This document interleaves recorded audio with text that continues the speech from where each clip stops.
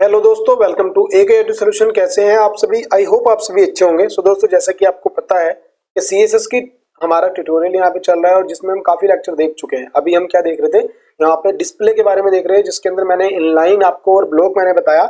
But आज मैं एक कॉम्बिनेशन बताने वाला हूँ आपको, इनलाइन ब्लॉक। अच्छा, आज आपको एक चीज और ज्यादा क्लियर होगी।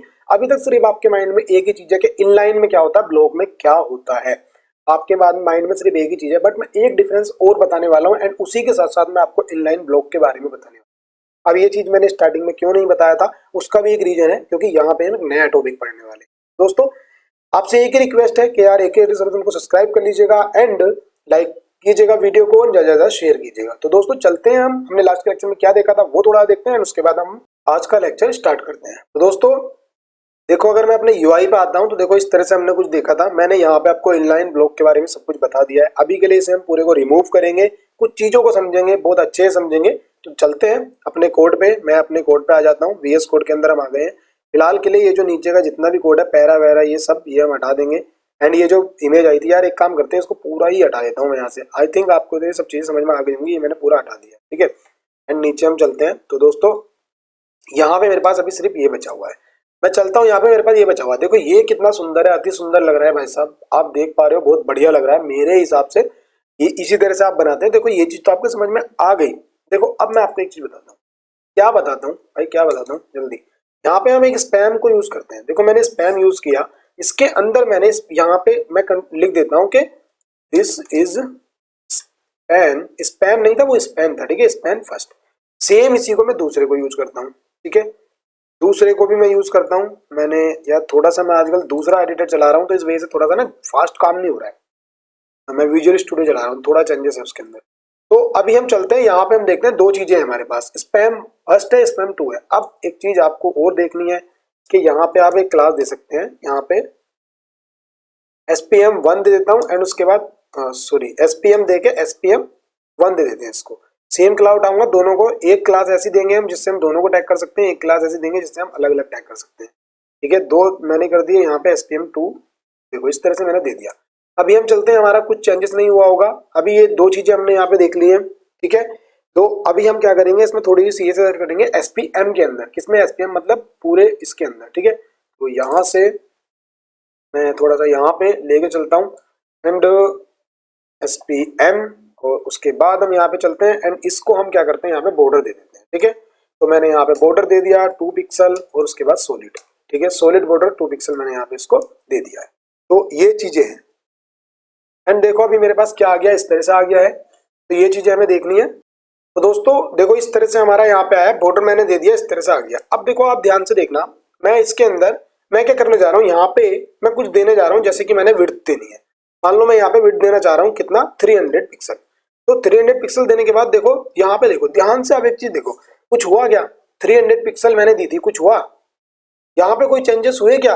यहाँ पे भाई साहब कोई चेंजेस नहीं हुए। तो इस चीज से आपको एक डिफरेंस और क्लियर समझ में आएगा कि जितने भी आपके इनलाइन एलिमेंट होते हैं उनके अंदर आप हाइट विड्थ नहीं दे सकते। अच्छा, अगर मैं यहाँ पे मार्जिन की बात करूँ, देखो यहाँ पे मैं मार्जिन की बात करूँ, ठीक है। मार्जिन में दे रहा हूँ यहाँ पे 10 पिक्सल, ठीक है। 10 पिक्सल दिया। अभी आप देखो मार्जिन तो ऐड हो रहा है, मार्जिन ऐड हो गया, बट मार्जिन भी कहाँ कहाँ ऐड हो रहा है, ध्यान से देखो।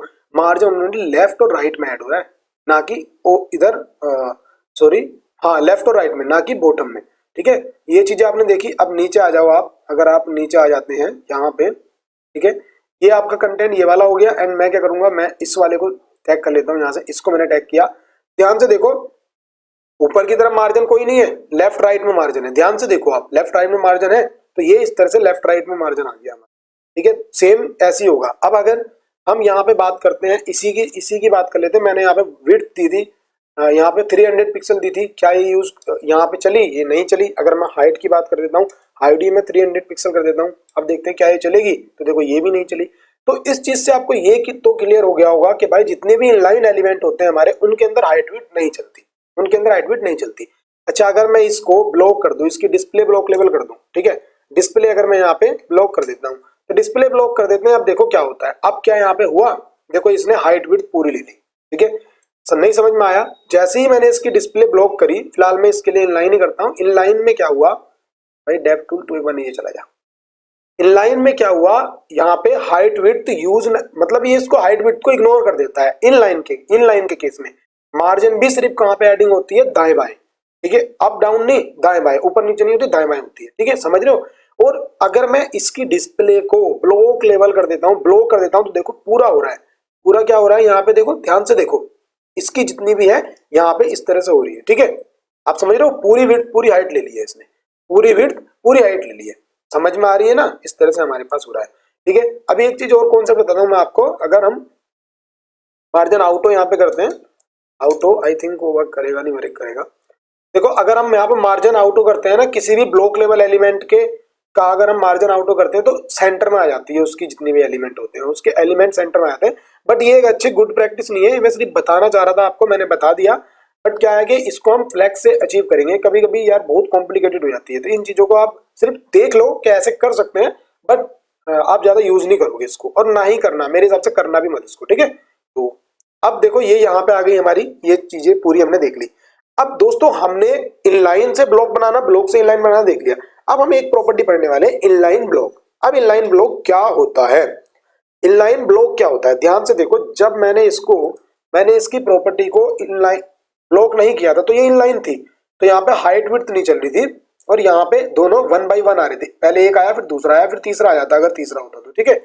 अब मैं यहाँ पे इसकी डिस्प्ले को खेलता हूँ, डिस्प्ले से एक चीज और बताता हूँ, जैसे ही मैंने ब्लॉक लेवल किया, अगर मैं इसको ब्लॉक लेवल कर देता हूँ इसकी डिस्प्ले को, तो देखो मेरी 1 by 1, 1 by 1 का मतलब समझ रहे हो, एक के बाद एक के नीचे आया है, और इनलाइन के अंदर एक के तुरंत बाद एक आता है, ठीक है। ऐसे है जैसे आप गाड़ी में बैठे हो, एक सीट है, आपके पास में कोई दूसरा बंदा बैठ गया तो वो इनलाइन हो गया, आप दोनों इन लाइन में बैठे हो। अगर आप कह रहे हो नहीं भाई दूसरी सीट पे बैठो कहीं भी जाके, मेरी ये पूरी सीट है भाई, इस पे चाहे वो स्पेस है या नहीं है उस चीज से मैटर नहीं करता, वो मेरी पूरी सीट है, तो वो होती है एक तरह से ब्लॉक की, वो पूरा एरिया मेरा है, समझ लो, ऐसे समझ लो इस चीज को, थोड़ा समझने में बस कैसे भी समझ लो, समझ आनी चाहिए आपको।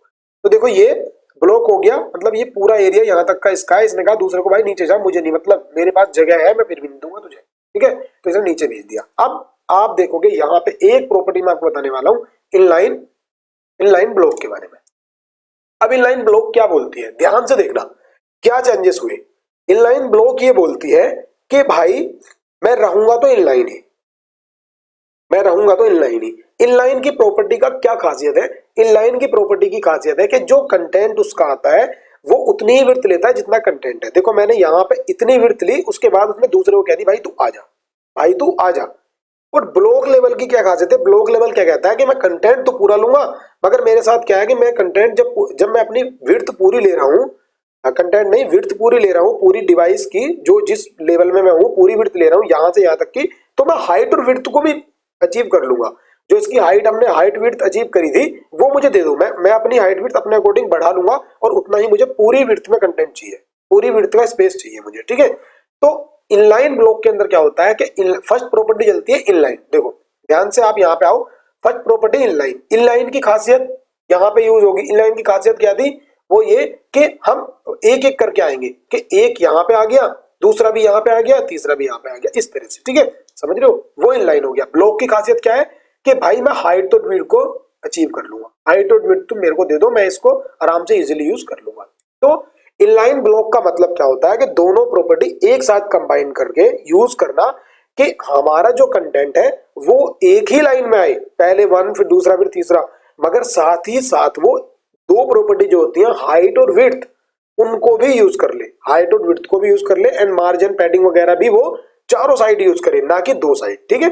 तो समझ में आई, अगर चीजें समझ में नहीं आई है तो रिपीट करके देखो वीडियो, ये वाली प्रॉपर्टी जल्दी से किसी के समझ में नहीं आती रिपीट करो। एक बार और बताता हूँ कि इनलाइन में क्या होता है, इनलाइन बोलता है कि मुझे ये वाली वीडियो सॉरी वीडियो बोल रहा हूँ यार, कि ये जो कंटेंट है यहाँ पे वो यहाँ आ जाएगा, उसके बाद यहाँ आ जाएगा, मगर उसमें हाइट और विड्थ नहीं चलेगी।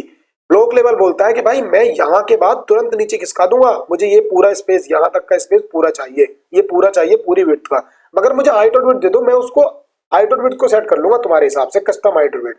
अब इनलाइन ब्लॉक आई, इनलाइन की और ब्लॉक की दोनों की प्रॉपर्टी कंबाइंड हो गई, कंबाइंड होके क्या आया हमारे यहाँ पे एक यूनियन बन गया।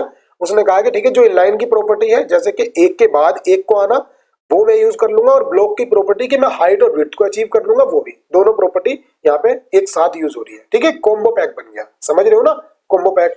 हाँ रेस्टोरेंट में जाके तो बहुत लेते हो भाई, यहाँ समझ नहीं आ रहा आपको। ठीक है, ये चीज आपको समझ में आ गई है। तो दोस्तों देखो, अगर वीडियो आपको अच्छी लगी हो तो वीडियो को लाइक करो। आज के लिए इतना ही। नेक्स्ट हम पढ़ेंगे अब डिस्प्ले प्रॉपर्टी, डिस्प्ले में क्या क्या यूज होते हैं उन सबको, और बहुत अच्छे से समझाऊंगा और पूरी चीजें आपको समझ में आ जाएंगी। सो अगर वीडियो अच्छी लगी है तो वीडियो को लाइक करो। और यार दोस्तों, ये वाला गैप ना ये खत्म कर दो यार जल्दी जल्दी, ये वाला सब्सक्राइब वाला। ठीक है, ये 94% यार बहुत गंदा लगता है। ठीक है दोस्तों, मिलते हैं नेक्स्ट वीडियो में। टेक केयर, प्रैक्टिस करते रहो।